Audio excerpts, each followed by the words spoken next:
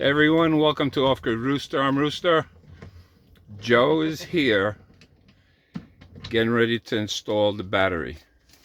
I showed you what the other battery looked like with the wood, and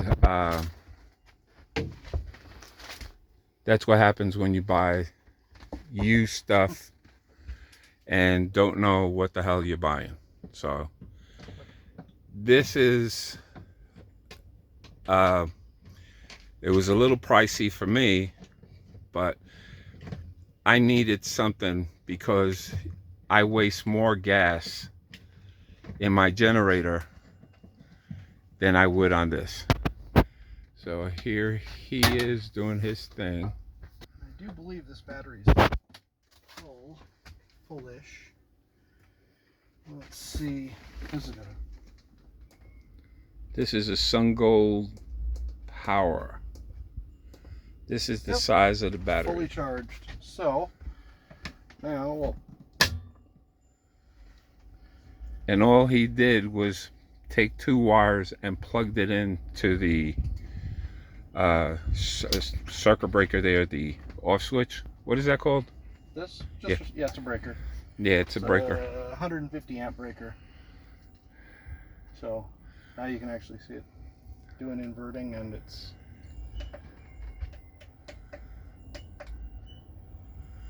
I'm learning because I have no idea.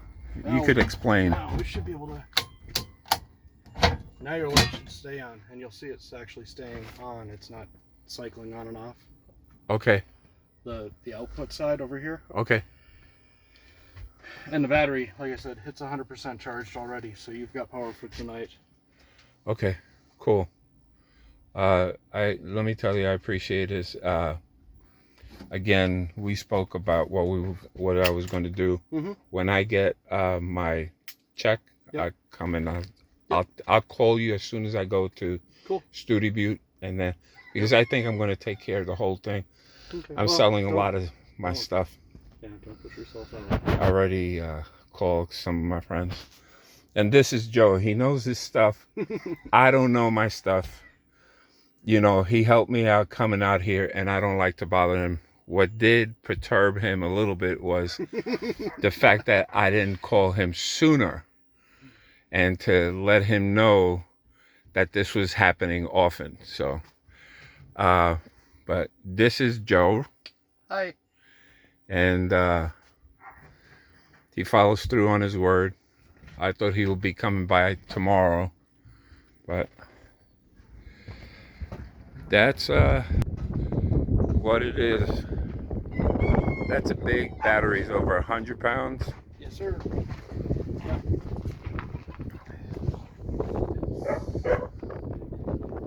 That's a lot. 100 pounds. About that, yeah. That's exactly it. Okay. Now, just saying, if I wanted another battery, I could put that same battery on it? Yep. As long as it's the same chemistry, they'll go together just fine. Okay. All right. All right. Like you wouldn't want to have, like this is a lithium phosphate. Okay. You want to put like an NMC battery or a lithium titanate battery with it. Okay. But the lithium phosphate is the most popular. Okay. So it'll be fine. Basically, the only problem you would possibly run into with another LFP battery is if there's a handful of manufacturers that put just 15 cells in instead of 16. Okay. Because it saves them $100 basically. Right, right. And then they can sell it for less. And so you'd want to make sure it's a 16 cell phosphate battery, but all the ones that we have are always 16. And how many kilowatt hours that is? 5.1-ish. They're basically 51.2 volts and 100 amp hours. Okay. So 5.12 kilowatt hours. So technically, if after it's charged and in the evening, it will run all night. Oh, easily, yeah. I mean, obviously not air conditioners and stuff like that. Oh, I'm not. But you could run a small, like the little AC that was in here. Right. You could run that all day. Okay. I mean, that's what we did in our RV. We had those golf cart batteries, and they were 230 amp hour. They're they're flooded lead acids though, so you only got like 100 amp hours out of them. Okay. So they were basically the same capacity as this. Because while that was running, I took the AC, put it in there, just in there to cool off this. Yeah. It was running. And it was running with the refrigerator. Yep. And it didn't shut off. Yeah, that's a 3,000 watt inverter, so it should be able to handle. Yeah, I'm not even going that far. Well, no, but your air conditioner is probably, it's a 5,000 BTU, I think. Yeah, it's a small one. It was the one he had. So that's like 500 watts, and then your fridge is probably 100 or less. Yeah, it's the chest freezer. Oh yeah, yeah. So that's not pulling a lot. Yeah, ours starts at about 100 and drops down to like 60 watts while it's running. So, okay. If it's like ours, then. And then shut up. And then the Skylink is 40. Yeah, I think it varies. I've seen it, like, I had it hooked up to my truck. It fluctuates. At another customer's. Yeah, it was like 40, 50 watts, but then it dropped down to like 17. Right. Running, so. Yeah, while it's running, because I don't use it all the time. I use it like for calls. Right. Like that's why I went to the borough. But I mean, plugged into here 50 watts, you know, overnight you're only talking. Yeah, I'm not going to be 12 hours. Right. So, I mean, you're talking 500 watts or 500 watt hours. Right. Off of the battery. And I have just one light in there, and it's LED. Right. You know, so. Yeah, you should be able to run everything that you're doing. Everything you've told me about should easily run overnight. Okay. Your air conditioner, even if it's, as long as it's cycling on and off, you know, I mean, if you set it to 60 degrees in there, it might have a problem. But, nah, I use a fan. That's what I usually use. But as long as it gets the building down to the temperature and it's cycling on and off, right. I mean, you know, if it's on for, let's say, 5 hours out of 10, okay, then that's 2.5 kilowatts. Well, okay. You've got 5. Okay. So it's only going to use half your power to run that air conditioner all night long. And then during the daytime, it charges it up again. Yeah, during the day, as long as you're making enough power. Okay. Yeah, I mean, I don't abuse the charge of the electrical load on it. I watch real careful what I'm plugging in. Yeah. You know, but it's just the basic, because it's a small space. I just have to put the sheetrock on, and it should insulate it, and I'm going to put a vent in there to keep it going. I haven't worked on it because I didn't want to put anything else, and I need to put a wire on that piece right there, so I can plug it in here. Oh yeah, for your inlet. Yeah. Like you did for Justin. Yep. So if you could do that, I'll take care of that. I have a wire. I don't think it's 10 gauge. It's not the gray one. It's the yellow one. I forget how much this thing can do. I believe that one's 80 amps. Okay. For the charger. So I mean that's 4,000 watts that it can take in. Yeah, it's that wire right behind you. It's going to be 120. So, yeah, we'd have to turn it down a little bit because this is a 240. So let's see, this is 20 or 30 amps. So that would be 30 amps at 120 volts, so 3,600 watts. This is a 50 amp. If we can, you know, we could probably pull 120 off of this. Okay. At 50 amps. That would give you enough to charge at full speed. Okay. I gotta look at the side of that thing just to see.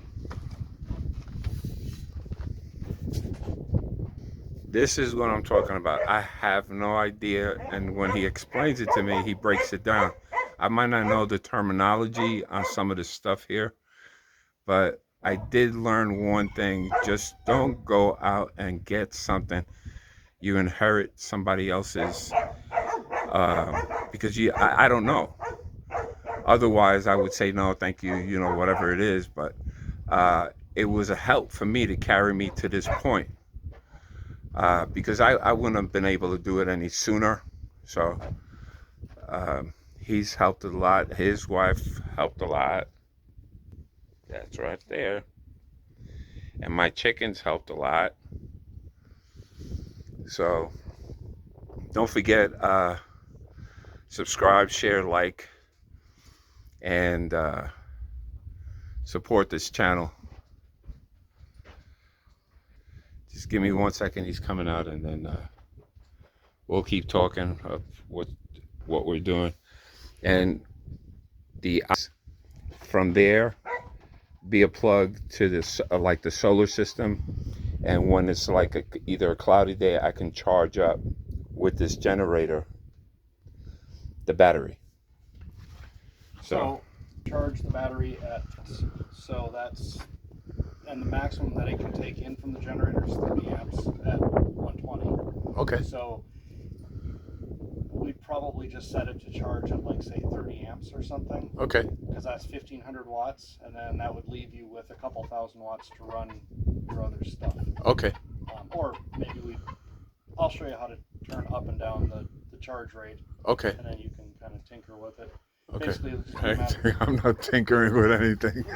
Well, the thing is, the most that you can take from the generator into the inverter is 3600 watts. Okay. Now, if you're only going to use 1000 watts total, that means you could be charging your battery at, like, say, 2500 watts. So you could actually push like 50 amps into the battery. Charge the battery completely empty to completely full in 2 hours. Okay.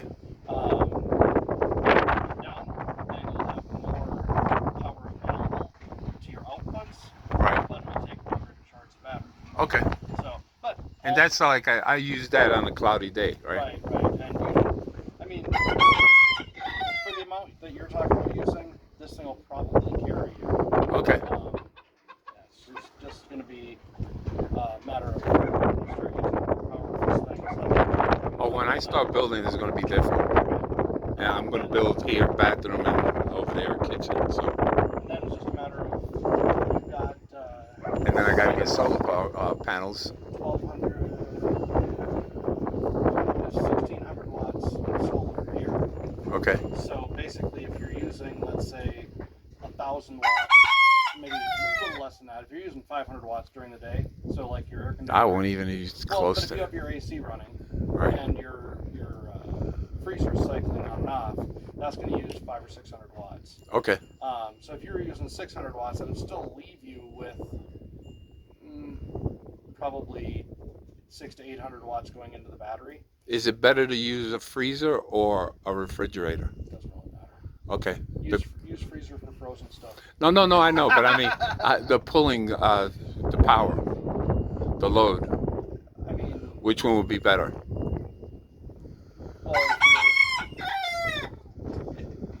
Well, I don't know what you're saying. If you want, I mean, they're both going to pull about the same amount. Okay, all right. That's what I want. I mean, like a lot of people got into this whole, using a deep freeze as a refrigerator thing. That's what I've been doing. And it's fine, but I don't think it's that much more efficient. I mean, okay. Unless you're going in and out of the freezer or your refrigerator, 20 times a day. Yeah, I don't know. But if you're just going in there, maybe 5 times, 6 times a day, you open the door, you know what you're getting, you grab it and you close the door. I don't think that's. Yeah, the reason why I used the freezer was because it's so hot in that trailer that it doesn't cool.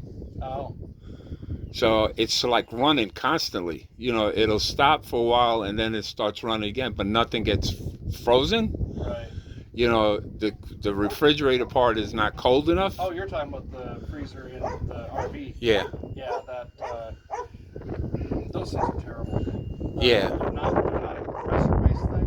It basically heats up an element, and then it has this ammonia as a refrigerant deal. And cyclopentane or something. Yeah, I don't remember exactly how it works, but basically it heats one thing that causes that to rise, which pushes some other thing, some other liquid gas whatever down. Do they make a special refrigerator for solar? No, I mean, yeah, I'm sure somebody makes. I've seen like 12 and 24 and 48 volt, and Dometic makes a few. Okay.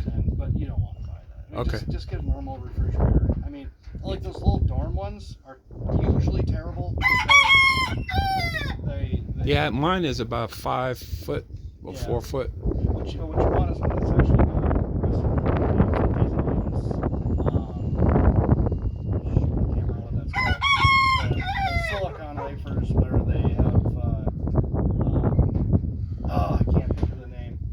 basically uses electricity, makes one side hot and one side cold, right?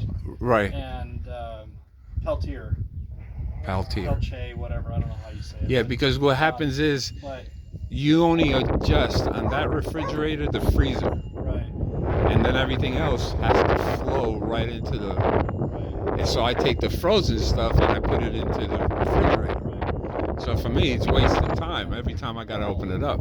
And those refrigerators. And it's a Frigidaire. Well, oh, so it's not a. I thought it was the RV one. No, no, no, no. Oh, okay, that's different. I took that RV one off because the way it was set up. I get it. You need to get gas and all that stuff. Yeah, So well, yeah, but when you run them off electricity, they're crazy. At least the few that I've looked at, they draw like 500 watts, and they take it for hours. I mean, days. It's like 24 hours before they're even cold, and then they just take forever. okay. And they take a ton of power. Like ours was drawn. Every time I looked at it, it was drawn 400 or 500 watts. So I'm lucky I didn't get rid of it. I'll put it here But just to see, because that trailer was, if it was 90 degrees outside, it was 115 inside. That's how bad it is. So RVs are magical. oh, They basically take, if it's uncomfortable outside, it'll be even worse inside. yeah, yeah, and the wind, Yeah. and all the dirt just goes right in. So Yeah. this is why for me it'll be fine, because I'm just one person. Right. You know, I'll have a cat in there or a dog, and that's about it.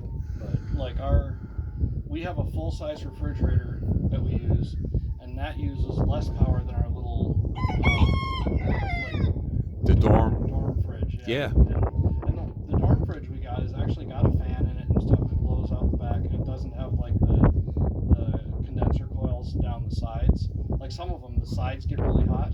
Right. Because the coils for the condensing, so after the compressor, where it's cooling the compressed, where it takes the gas in and it compresses it, and then it runs it through the condensing coil. Right. And a normal fridge, it'll have the condenser out in the back.